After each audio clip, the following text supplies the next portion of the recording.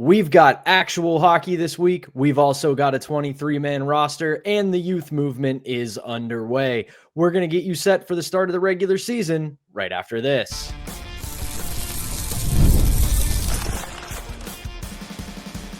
You're Locked On Penguins, your daily podcast on the Pittsburgh Penguins, part of the Locked On Podcast Network, your team every day. Welcome into another edition of the Locked On Penguins podcast. I'm one of your hosts, Patrick Damp. You can follow me across all social media platforms at synonym for wet. Joined as always by the one and only Hunter Hodes. You can follow him on Twitter at Hunter Hodes. You can give our show's Twitter account a follow at LO_Penguins. You can also find us on Instagram at LockedOn_Penguins. And of course, we appreciate you making us part of your daily routine. Don't forget that we're free and available wherever you get your podcasts, as well as YouTube.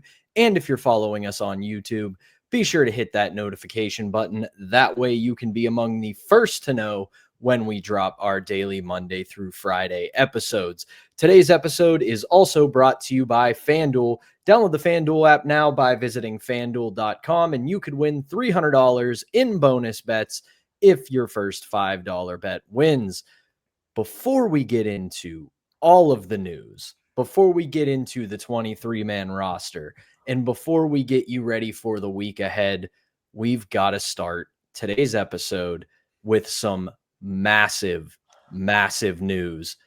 Congratulations are in order for my co-host, Hunter Hodes, and his now fiance on their engagement. Hunter, congratulations, my friend. I am so very happy for you two. Pat, I offered her a lifetime extension. No arbitration needed. She took it without question. No, we put a no move clause in there, no trade clause, all that good stuff. She's not getting out of that deal unless she requests that, which God forbid that happens, my friend. But very awesome night. Did it on Friday. It's been a great weekend. We love to see it. Congratulations again, my friend. Awesome news. Made my whole weekend. And you know what made my weekend even better? The youth movement, Hunter, is underway in Pittsburgh. We will see for how long, but for at least to start the season on the initial 23-man roster, first round pick Ben Kindel and defenseman Harrison Brunicke both remain on the roster as we get ready for the New York Rangers. And I'll start it with this. Kudos to Kyle Dubas, because the actions have matched the words. He said that they weren't going to block these players if they performed well. And for Kindel and Brunicke in training camp, they performed really well. If anyone saw this coming from Kindel at the start of training camp, I think you're lying. I'll start with that. Part of this episode is going to be where Hunter got it wrong. I'm going to clown on myself throughout this episode. And I will say it firsthand. I completely got it wrong with both Kindel and Brunicke, especially Kindel, though, because, I kept saying last week, what I would do, I would just send him back to junior. But Pat, I'll give kudos to you. You said, hey, keep him up for a few games, see what he can do. And it looks like that is the plan right now. I still don't think they're going to keep him beyond 9 games unless he's a point per game or something like that. I just don't think they're going to burn a year of his ELC. But it at least appears that he is going to get a few games in the NHL before probably going back to junior. And kudos to Ben Kindel, by the way, for continuing to get better and better and better in each preseason game. Now, how do you respond going up against grown men starting lineups in the NHL? I've talked about before. The jump from the CHL to the NHL, especially in the regular season, is so massive. This usually doesn't happen. How do you respond out of the gate in those first few games where you're going up against veterans who have hundreds of goals, hundreds of points, even in the NHL, players that are coming at you a lot faster than it is in the CHL? So I am really curious to see how this goes. And as for Harrison Brunicke, kudos to him too. I talked about my mock roster last week. My dogs are going crazy downstairs. And I said it, I didn't think he was going to be there. I will 100% take the L on that. Please clown me in the comments. I'll take it in stride. I thought they were going to keep Ryan Graves. I thought they were going to give him a few games, and then if he plays bad, which he probably would, they were going to waive him. But I at least applaud the Penguins for getting it out of the way, waiving him, saying, hey, you weren't good enough. We're going to go with one of our younger players here, especially in Harrison Brunicke, and you're going to go through waivers, and you're going to go down to Wilkes-Barre and see if you can, I guess, somehow rehab your game down there. But that's a multi-year problem, man. They're probably going to have to consider down the line, not this year, but I think down the line, a potential buyout situation, just because I don't see this getting any better anytime soon. But you're right. Also, kudos to Kyle Dubas for following through on the youth movement. And I just want to congratulate Brunicke and Kindel. So I got those things out of the way in terms of being wrong. We'll get to a couple more a bit later, especially also Ryan Graves. I got that completely wrong as well.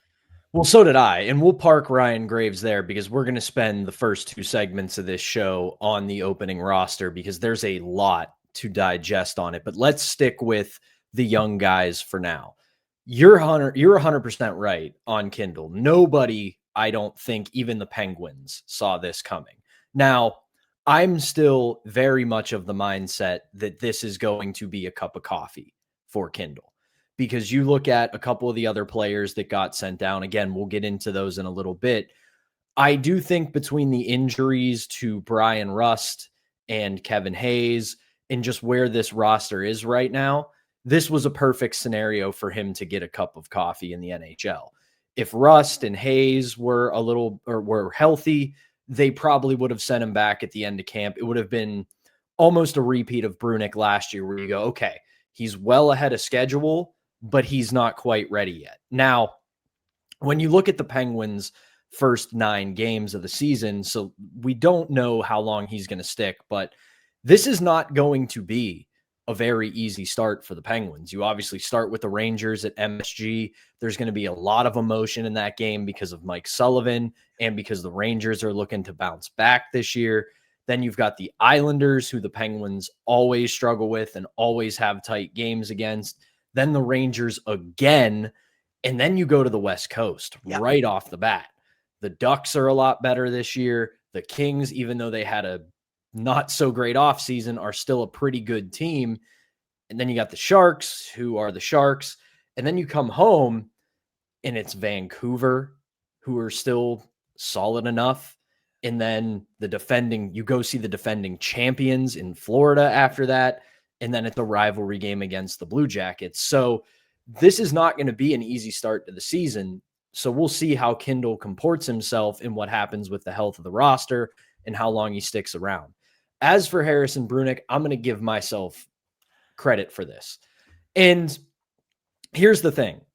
I don't want to say that he is totally 100% NHL ready. I don't think, again, that he is going to be a regular mainstay in the lineup, but he's not going to get any better going back to junior. It'll do a lot more for him, I believe, to stay in the NHL. He'll be training with an NHL team. He'll get NHL experience.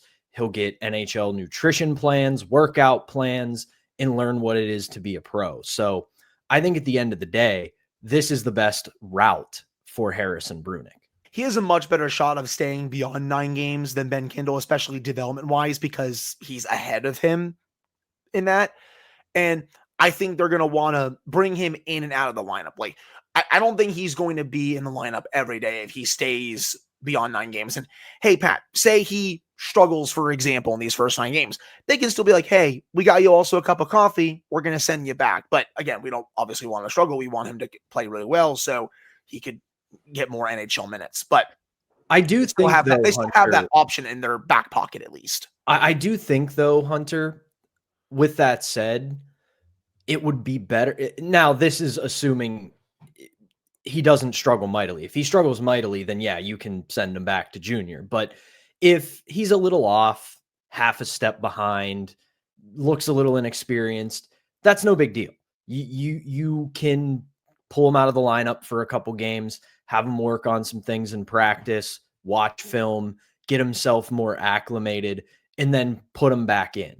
But if he struggles mightily, then yeah, you can send him back to junior and say, listen, got to refine a lot of things, got to do certain things at the junior level, and we'll revisit this next year. But I really, after watching his preseason performance, I don't see that happening with Brunicke. He got burned a couple of times. Tage got him at least once during that game where it was like, ooh, not a good sequence there. But the goal that he scored, Pat, that was beautiful. Just an awesome goal there during that preseason game. So a little bit of a mixed bag, but I will say the goal that he scored was fantastic. He did have a good camp. He had a good preseason.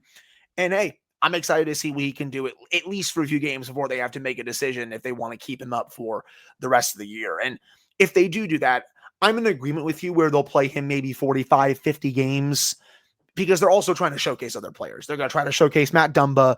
They're going to try to showcase Connor Clifton. You're going to see Brunicke, I think, get rotated throughout the season if he stays beyond the 9 games and play with different players. He was paired with Connor Clifton at times during practice this past week, and he was also paired with Ryan Shea at times. He was quarterbacking power play 2. I honestly would not be surprised if he was power play 2's quarterback to start the season because with Rust out, they have Letang on the same unit as Carlson. They were doing that during practice. So you might be seeing that to start the year, which means, I think Brunicke, you kind of have to put him there.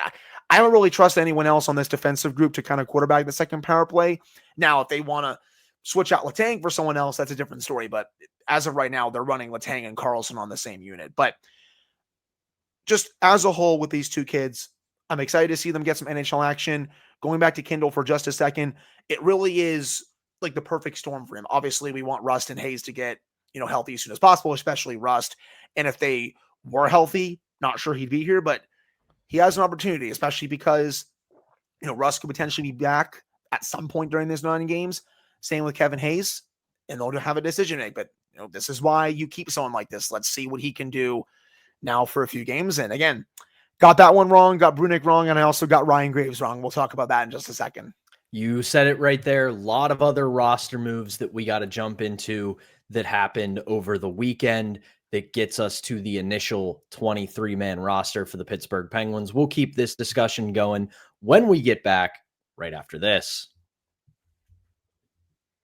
But first, we got to tell you about today's first sponsor, and that is Monarch Money. Most people can't name all of their financial accounts or even what they're worth, whether it's 401ks, properties, investments, you name it. And when you don't have the full picture, you can end up leaving money on the table. That's why there is Monarch Money. It's an all-in-one personal finance tool that brings your entire financial life together in one clean, easy-to-use interface on your laptop or your mobile device. Monarch is built for people with busy lives. If you've put off organizing your finance, Monarch is for you. Monarch does all the heavy lifting for you, and you can link your accounts in minutes, see clear data visuals, get smart categorization of your spending, and finally feel in control of your money without ever having to touch one of those annoying spreadsheets. If you've listened to this show in this ad before, my rivalry with Excel and math in general, it's a pretty heated one. Think Penguins Flyers in the 2010s. It gets ugly. So Monarch is perfect for me. It's got all of my accounts linked, my banking account, credit cards, savings, all of it's right there. I don't got to worry about those annoying spreadsheets. Monarch does it all for me. So don't let your financial opportunities slip through the cracks. Use code LOCKEDONNHL at monarchmoney.com in your browser for half off your first year. That's a 50% off offer for your first year at monarchmoney.com when you use the code LOCKEDONNHL.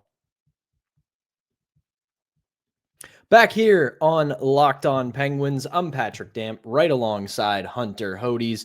And a lot of news, as we said over the weekend. Hunter, you brought it up at the end of the first segment. Ryan Graves put on waivers and clears waivers and will be assigned to Wilkes-Barre Scranton to start the year. Along with him on waivers was Alexander Alexiev, Raphael Harvey-Pinard, Boko Amama, and Sam Poulin. All of them also cleared, so they will be assigned to Wilkes-Barre. And the guys who didn't have to go through waivers also sent to Wilkes-Barre: Tristan Brose, Avery Hayes, Sergei Murashov, and Owen Pickering. Now, let's start with Graves. This is a massive issue for the Penguins right now. When you have a guy inked to this kind of deal for this kind of money, and you're putting him in the on waivers and into the minors, This doesn't feel like a Tristan Jarry situation. I know that we've had our problems and our issues with Tristan Jarry, but you could kind of tell when they sent Jarry to Wilkes-Barre last year, it was a get right moment. It was a go down there, clear your head, play with the young guys, figure it out, and we'll bring you back up. With Ryan Graves, you couple with the way he's been talked about by management and the coaching staff, and now this demotion, who knows if and when we see him again. I think with Jarry, I agree in part with you, but I also think they weren't going to bring him up if Yoel Blomqvist was playing better. He was just so bad. They were like, okay, it makes no sense to keep throwing him to the Wolves, especially with our defensive situation. Let's just send him back to Wilkes-Barre, see if he can get some starts, and we'll call up Tristan Jarry, even though he's not playing well, because he really wasn't playing that well. And then he goes on that little mini heater, looks like prime LeBron when the games are not important, yada, yada, yada. Everyone knows what happened there. But I think if Yoel Blomqvist was at least average up here, I don't think Jarry was going to come up. Now, as for Graves, I agree with you. I just don't think there's saving this. Like, this is, to me, Jack Johnson part 2 here, where they simply missed the eval on this player. And, that's coming from someone who I was a bit higher than some others were on the signing at the time. I thought that he was going to help the Penguins defensive group, but you could tell 5 games in, and I'm not joking when I say this, you could tell 5 games in that this was not going to work out. He was completely out to lunch 5 games into his Penguins tenure, and it never got better. Kyle Dubas low-key called him out going into last season, wanted him to be better, never got better. They were trying to see if he was going to have a better training camp in preseason this year. It never got better. And if you're not going to beat, Ryan Shea and Caleb Jones for spots, and, those 2 players, they're nothing special. Like, if you can't beat those 2 guys out on the left side, I just really don't know what his future is here. Like, they're going to have to come up with some creative way to get out of that contract at some point. I don't think they're going to buy him out right now just because of the cap hits. And I know they have some cap space right now. They're going to have a boatload of cap space next year.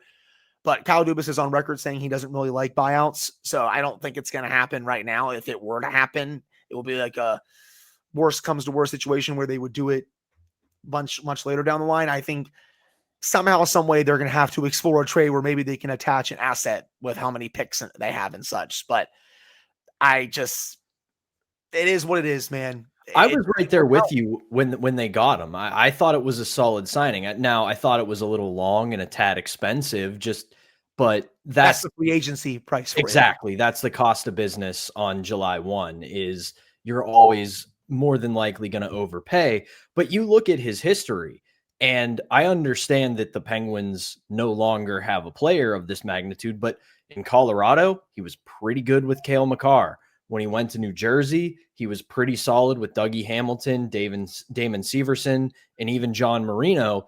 The body of work was there that at the very least he could be serviceable, if not somewhat valuable. And for whatever reason, the minute he got here, he just completely fell apart. And I think looking back, Pat, it might be more of New Jersey. Like, the system there was just better for him. Like, and now he goes to a team here, just not working out. So I just don't think there's any salvaging this. I'm with you on that. I don't see it turning around. He's been given opportunity after opportunity, and it hasn't worked. As for the rest of this, we said at the top the youth movement was on, and I want everybody to take a deep breath here, because Tristan Brose, Avery Hayes, Owen Pickering, they all go down. I don't see it being for long, because there's going to be injuries. There's going to be underperformances. For the case of Tristan Brose and Avery Hayes, assuming Kindel doesn't light the world on fire, which the way he played in camp, he's surprised us this far. We'll see what he does in actual NHL games, but it feels like one or both of them are basically being told, listen, we're giving Kindel a look. We're probably going to send him back. You guys are going to be the first calls. They had good camps. I don't think this is any sort of negative on them. I think it's just They have the ability to call them up and send them down without worrying about waivers. You give them some time in the A, you let them do their thing, and then they'll be back. They're definitely going to be in the NHL at some point this season. I got it wrong with Avery Hayes. I had him on my 23-man roster, so that's another Hody's L for this episode. I still would have kept him. I think he was good enough during the preseason training camp to warrant a roster spot, but they also want to at least get a few games out of Ben Kindel. And I think, once some injuries happen, you're going to see him and Bros come up. And also, once you see some trades happen as well, like they're going to trade at least a few of these depth forwards to other teams before the trade deadline. And I think you will see some of these kids get called up from Wilkes-Barre, like a Tristan Bros, like an Avery Hayes. I think you will see both in the NHL this year. I liked Hayes' camp a little bit more than Bros's, but if you wanted to argue Bros over Hayes, I hear you out. I wouldn't disagree. I thought he was also great during camp. When people were mad about Noah Chari making the team, and I get it to an extent, but that management staff loves him. The coaching staff seems to like him. I'm not really high on him as a player. He's not going to be on the team, in my opinion, for the entire season, but he's well respected in that locker room. They like how he kills penalties. They like how he blocks a ton of shots. He's physical. Now, would I have kept Avery Hayes or Tristan Bros over him? Absolutely. I 100% would. But I'm also not surprised that Achari made the roster. I mean, I had him on the roster even with Avery Hayes there. I didn't have Ben Kindel, but I'm still not surprised that Achari made the roster. All I'm saying is to everyone, you got to be patient. Like, he's not going to be on the roster, at least in my opinion, the entire season. And you can probably say the same about some of these other depth forwards as well. The Achari thing, it gets into what you said there a little bit ago. They got to showcase some of these older veteran players and some of these older depth guys. And part of that is they are going to block for at least a temporary amount of time some of the younger guys we want to see. But it's also not going to be the worst thing for some of these young guys to go down, dominate, play really well, be in prominent roles, and develop some more confidence when they come up to the NHL. That's not the worst thing in the world. I will say, though, more surprising in the performance than the move, because they go hand in hand, was Owen Pickering. He was okay during the preseason and training camp, but the one thing I will say in his favor, he's obviously not to the level of Harrison Brunicke when it comes to potential and when it comes to what he could grow into. But with a player the way Owen Pickering is, he is mostly a two-way defenseman. He is very good defensively. A defenseman like that at his age is going to take some time because they don't pop off the screen. The numbers aren't always the greatest. It just takes a little bit of extra time with a two-way defenseman to really blossom into a full-time NHLer. And given what we've seen from him with limited NHL experience, what he's done in the AHL, he's on his way. It's going to happen, assuming he doesn't suddenly go stagnant. I sure hope so, my friend, because I am a little bit worried after he did not make the team. I had him on my 23-man roster. Another Hody's L there. That's probably the fifth one so far today, I think. But I am a little bit worried. Like, I thought his camp was good. I thought his preseason was fine. But the fact that he did not make this roster over the likes of Caleb Jones and Ryan Shea, who, again, are really nothing special, it's a little concerning to me.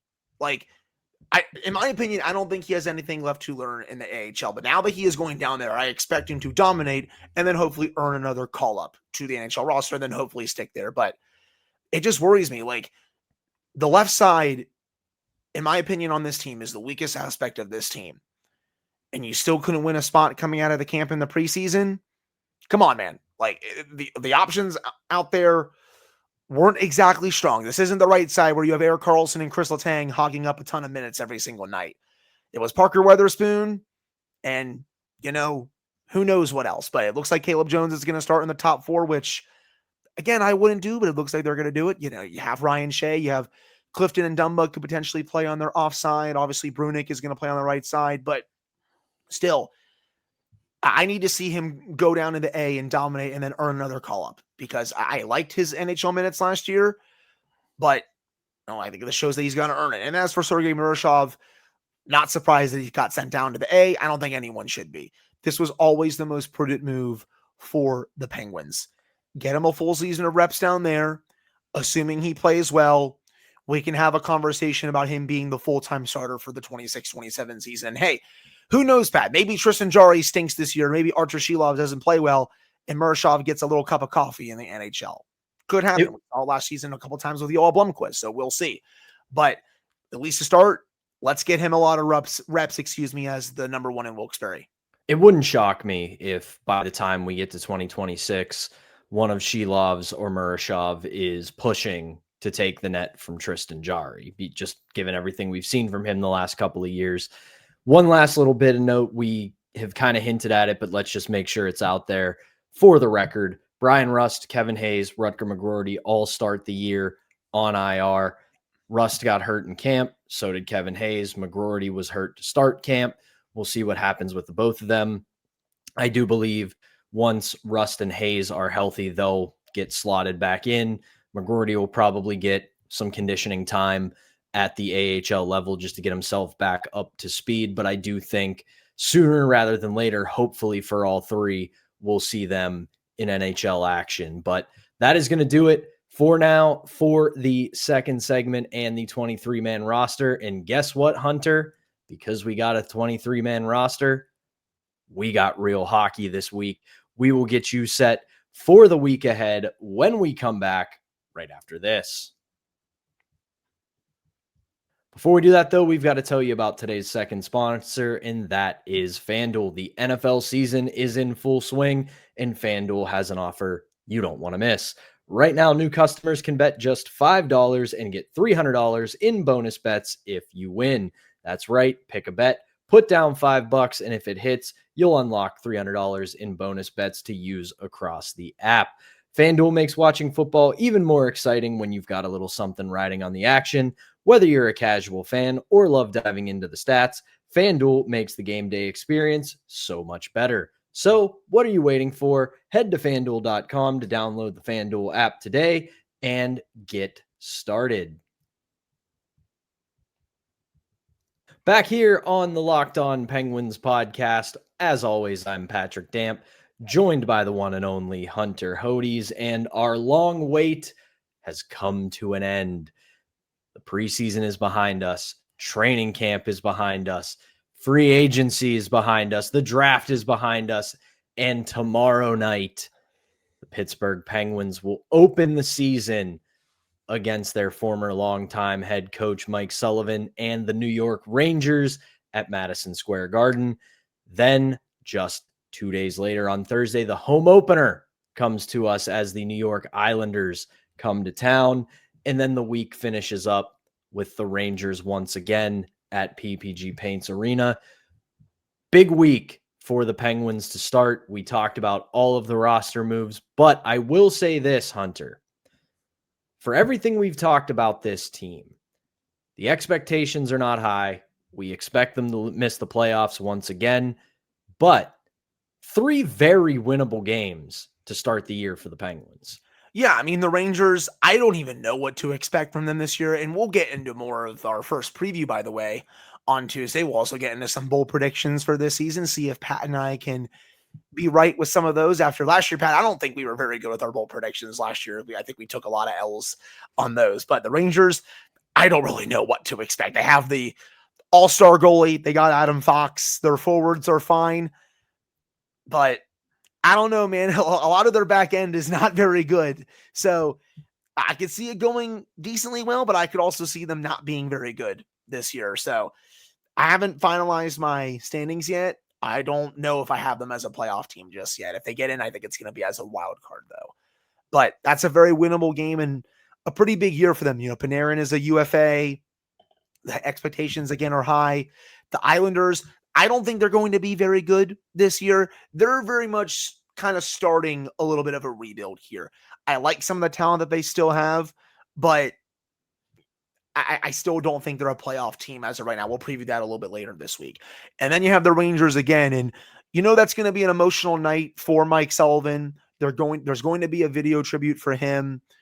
He's going to get a standing ovation for everything he did as the Penguins head coach. And yeah, I know, guys, like the last few years weren't the greatest for sure. He definitely wore out his welcome, at least for some of the fan base, and I get it. But he also put 2 championship banners up in that arena. So he's going to get a pretty good ovation. But even though the Penguins, we don't think they're going to be that good, all these 3 games against 2 teams who, I think they'll be around in the race, but I don't think the Islanders are going to make the playoffs. I'm still iffy on the Rangers. They'll have an opportunity to at least potentially win 2 of these 3. Hell, maybe they'll win all 3. The schedule gets a little bit tougher just because they have the California trip, but at least to start, like these are some pretty winnable games. You're not going up against, Vegas to start. You're not going up against Dallas to start. You're going up against 2 teams that are trying to get back to the playoffs this year. And especially for them, they're very much on the bubble to, potentially, not being very good. So, hey, I'm excited, man. We've gotten through the offseason. We got through the camp in the preseason. Let's just get this show underway already. You're absolutely right about Saturday. It's going to be very emotional. I have made my feelings on this show very apparent about how I feel about Mike Sullivan. Think he's one of the best coaches to ever do it, even if the time here at the end was not that great. But looking at their schedule to start the year, they could bank some very good points early, because I look at this first week, I think those are all winnable games. I look at the California trip. You get that out of the way early, have some early team bonding. And yeah, the Ducks are improved. I think they're going to be a sneaky team this year. I don't know how good they'll be, but they'll definitely be competitive. Obviously, the Kings are still pretty good. And then San Jose, they're still figuring it out with a rebuild. But then you look at the rest of the month. I mean, Vancouver's going to be good. Florida's the reigning champions, and they're still very good. Columbus will be better, but still a winnable game. And then to end the month, you've got St. Louis, Philly, and Minnesota. I mean, they could have a solid start to the year if they play well. The other side of it, though, if this team is as bad as we think they might be, could be a rough start. But at the end of the day, we finally have actual hockey. We made it. And obviously, we will preview all of these games. We will recap all of these games. We will cover any news that happens throughout the season. We made it. 100%. Hockey season is here.